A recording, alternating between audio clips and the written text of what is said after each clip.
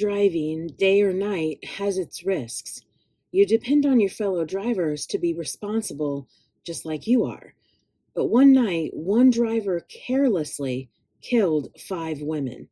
Hello and welcome to the original Coffee and Crime, crimes in 5 minutes or less. So grab some coffee and let's talk some crime.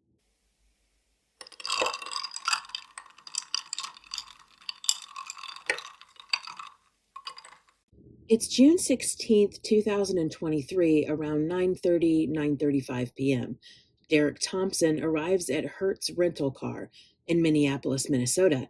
He parks in a parking garage and enters. And at 9:46 p.m., he receives a printout of his rental, a black Cadillac Escalade. Derek drives the Cadillac out of the parking garage after providing his receipt and parking ticket. At 10:09 p.m., the Cadillac Escalade is seen on the Department of Transportation cameras, heading down the 35 West Highway.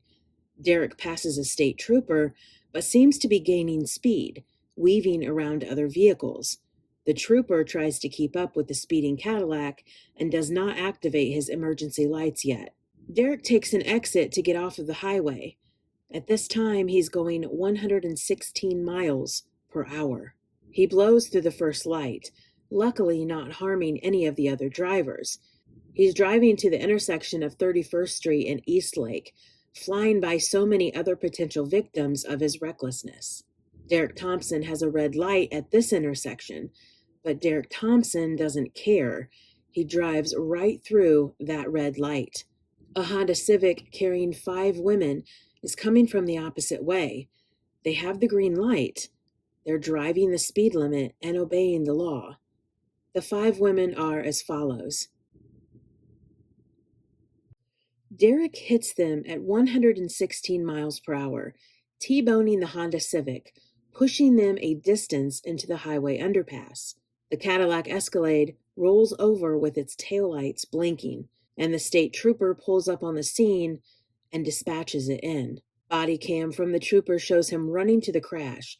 Witnesses begin yelling at him that the driver of the Cadillac took off down the alleyway. They give a description of the suspect, and another police officer takes on the task of looking for a now on the run Derek Thompson. But Derek is seen on surveillance, casually walking until it seems as if he had been injured in the collision and his body has begun hurting. He can't continue to walk at a fast pace, so he decides to try and blend in while police and ambulance surround that area. Police see Derek sitting outside of a Taco Bell around 10:20 p.m. with 2 other individuals, and they approach him. The police officer asks, "Did you see anybody?" And Derek replies, "Well, the mother effer ran that way." He asks Derek why he was bleeding, in which Derek replies, "It's an old cut." But it was over. They had caught the murderer. 29-year-old Derek Thompson is arrested and charged.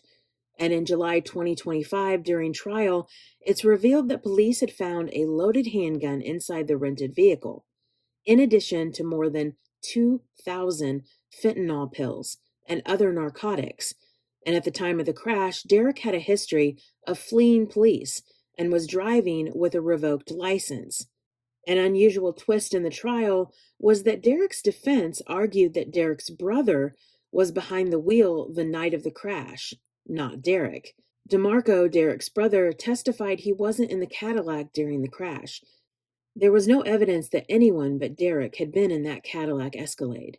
The jury came back with a guilty verdict, sentencing Derek to a 58-year sentence for the murder charges, 5 counts of third-degree murder, and 10 counts of criminal vehicular homicide.